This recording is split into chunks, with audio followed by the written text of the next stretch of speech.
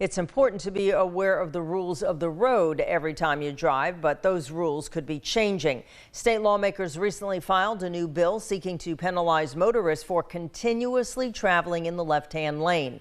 As News 13's Jake Holter tells us, local law enforcement officials say this kind of legislation could only help when it comes to safety. A bad driving habit could end up costing you money. A bill filed in the state legislature last week would prohibit drivers from continuously traveling, quote, in the furthermost left-hand lane of certain roadways. This bill specifically applies to roadways with 2 or more lanes moving in the same direction and a posted speed limit of at least 65 miles per hour, like right here on Highway 231 north of Penny Road.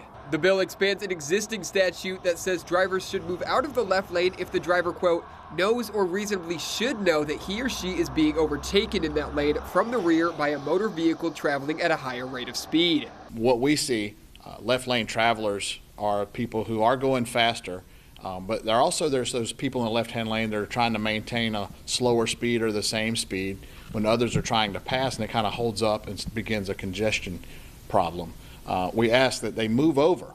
But this newly proposed bill wants to take that a step further. The amendment suggests that drivers only ride in the furthermost left-hand lane if overtaking and passing another vehicle, when preparing to exit the road, or when otherwise directed by an official traffic control device. Florida Highway Patrol Lieutenant Jason King supports the legislation, saying it will improve overall traffic flow. If you're not in the left lane affecting the pass, you should be in the right lane for several reasons. It maintains a smooth flow of traffic, but it also opens up the fast lane to emergency workers. If we need to respond to a scene, we have an inside left lane travel that we can clearly make a path to our destination in a timely fashion to save you or your loved one's life. If passed, the bill would take effect on January 1st of next year. In Panama City, Jake Holter, News 13, Panhandle Strong.